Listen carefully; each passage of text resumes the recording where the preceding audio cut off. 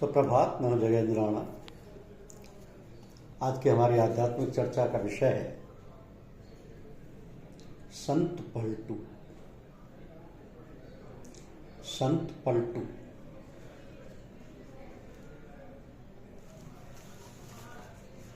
जीव को चाहिए कि मन, बुद्धि, मान, बड़ाई के हर प्रकार के अभिमान और अहंकार को त्याग करके पूरे सद्गुरु की शरण दृढ़ करे।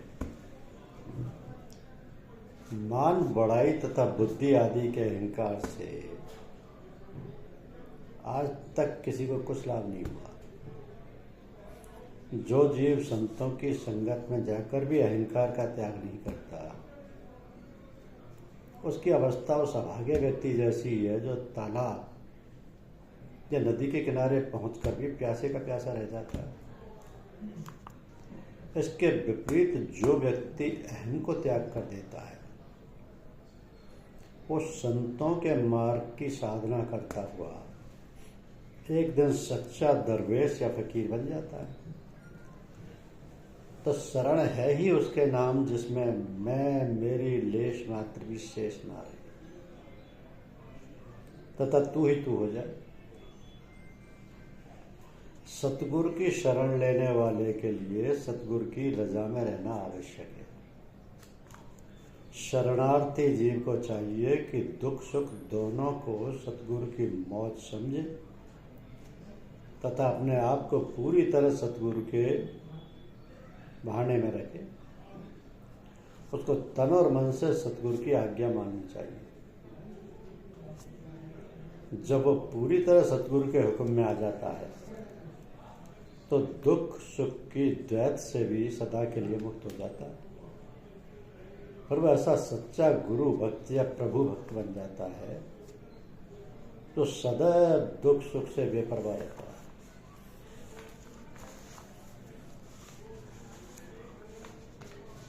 अब पलटू साहब की गणना संत मत के प्रमुख संतों में होती है। सब संतों की तरह पलटू साहब का उपदेश भी बहुत सीधा है।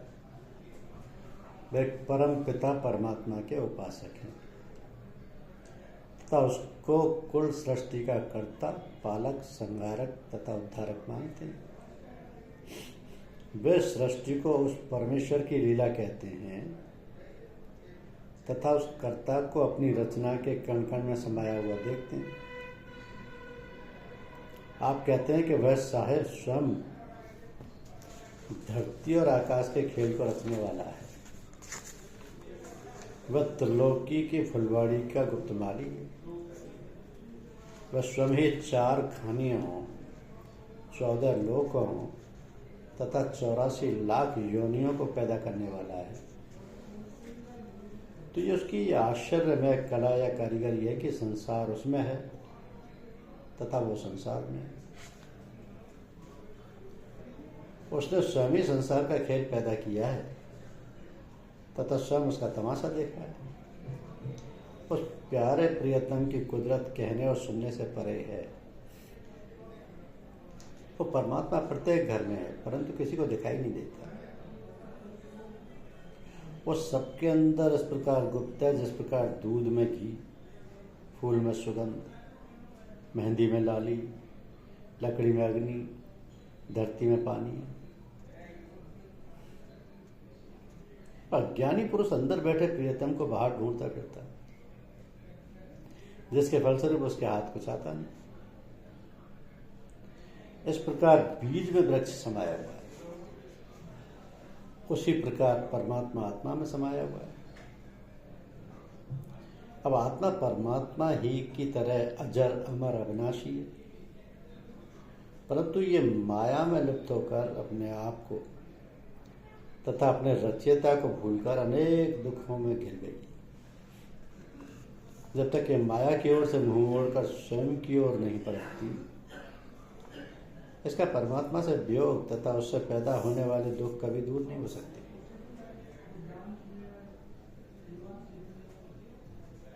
तो माया की तरह ही मानवी जीव का बड़ा जबरदस्त विरोधी है। ये अंदर बैठा दुश्मन है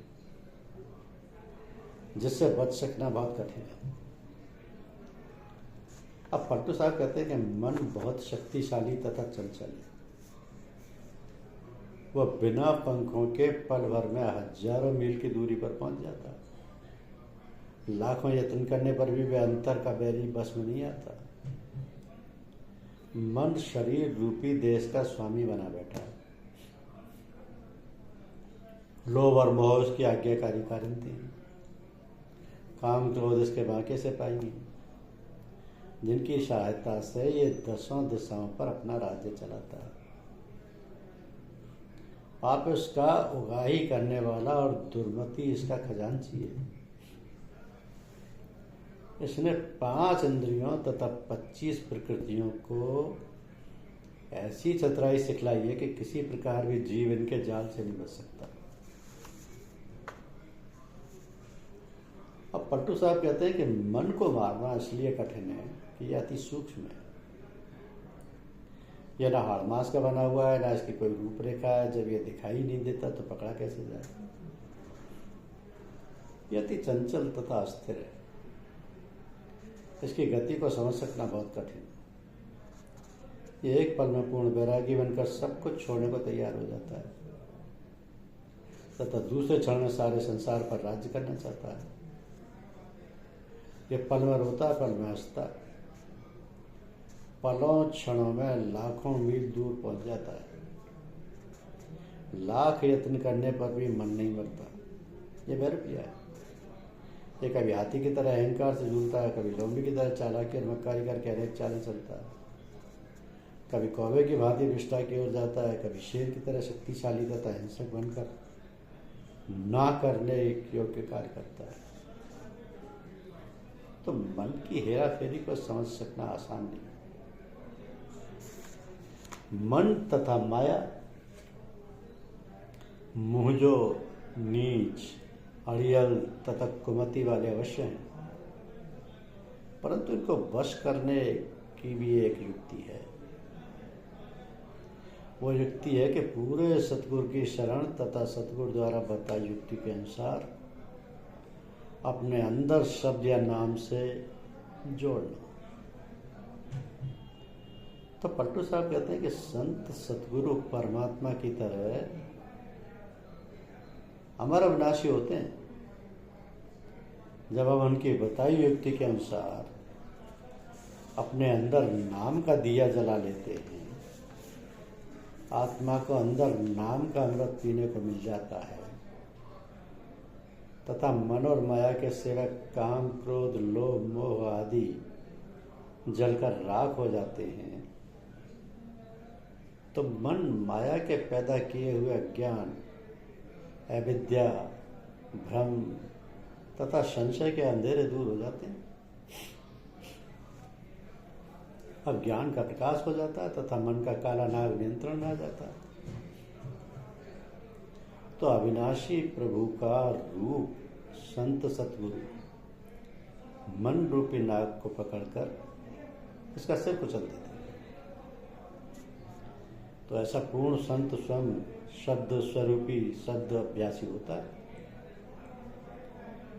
उसकी लिव सदा शब्द से जुड़ी होती है तथा उसको सहज समाधि की अवस्था प्राप्त होती है। तो वह अपने सेवक का ध्यान भी अंतर में शब्द के साथ जोड़ देता है। जब शिष्य संत सतगुरु के बताए हुए उपदेश पर चलता है तो उसको भी अपने सतगुरु वाली सहज समाधि की अनुपम अवस्था प्राप्त हो जाती है तथा वह भी मनमाया के सब विकारों से मुक्त हो जाता है। पूर्ण संत शाहों के शाह होते हैं। उनके अंदर शब्द की अलौकिक धुन हर समय बजती रहती है। वे ज्ञान तथा ध्यान में पूर्ण होते हैं। वे संतोष के पुंज होते हैं। वे शून्य मंडल के वासी होते हैं तथा परमेश्वर से अभिन्न और अभेद होते हैं। उनके सिर पर दिव्य प्रकाश का छत्र होता है। वे लोक और परलोक दोनों के स्वामी होते हैं। तो जब जीव इस प्रकार के समर्थ पुरुष के द्वार का भिखारी बनता है तो इसको उन गुणों की दान मिल जाती है जो उसकी माया को मार से बचा लेती है। फिर मन माया इसका बाल भी बांका नहीं कर सकती। संगति का प्रभाव होना स्वाभाविक है। तो पलटू साहब समझाते हैं कि संत जन स्वयं चंद्रमा तथा चंदन की तरह शीतल होते हैं। इसलिए जो कोई उनकी शरण में जाता है उसकी मन माया की प्रत्येक प्रकार की जलन दूर हो जाती है। संत स्वयं सहज अवस्था में होते हैं, इसलिए उनकी शरण लेने वाले व्यक्ति भी मन माया की चंचलता से मुक्त हो जाता है। तो संतजन ज्ञान स्वरूप होते हैं, इसलिए उनकी शरण में जाकर जीव मन माया के सब भ्रमों और चालों से बच जाता है। मन माया के जाल में फंसे हुए जीवों को उससे छुड़ाकर परमात्मा से मिलाना पूर्ण संतों का इस संसार में आने का वास्तविक उद्देश्य होता है।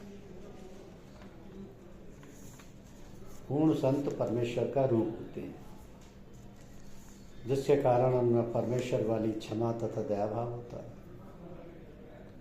वे प्रभु की तरह निस्वार्थी होते हैं, वे प्रभु की तरह ही संदर्शी तथा दयालु होते हैं। वे दुख सुख अच्छे बुरे शत्रु मित्र के द्वैत से ऊपर होते हैं, इसलिए प्रत्येक प्रकार के कष्ट झेलकर वे छोटे बड़े शत्रु मित्र सब पर एक जैसे उपकार तथा प्यार की वर्षा करते हैं। वे मनमाया के विकराल समुद्र में फंसे हुए जीवों को पार उतारने के लिए संसार में आते हैं, इसलिए वे स्वयं निर्बल जीवों के पास पहुंचकर तथा अपनी बाह पकड़ाकर उनको पार उतार देते हैं। तो पलटू साहब कहते हैं कि वास्तव में मन माया के जाल में फंसे जीव को बंधन मुक्त करने के लिए वो निराकार परमात्मा स्वयं संत सतगुरु का रूप धारण करके संसार में आता है। संत का रूप धारण करके वह प्रभु स्वयं जीवों को अपनी भक्ति का सच्चा रास्ता दिखाने का कार्य करता है। अब पूर्ण संत बाहर से देखने में सर्वगुण होते हैं, परंतु अंदर से निर्गुण से भी अभिन्न होते हैं। इसलिए हरि तथा हरिजन को दो समझना भारी अज्ञानता है। पलटू साहब संकेत देते हैं कि मुक्ति या परमेश्वर प्राप्ति का साधन तो नाम है, परंतु नाम के भंडारी तथा दाता पूर्ण संत होते हैं। तो संतों का नाम से तथा नाम का संतों से गहरा प्यार है। संतों के अंदर नाम प्रकट होता है, इसलिए वो दूसरे जीवों को भी नाम से जोड़ने की युक्ति समझाते हैं।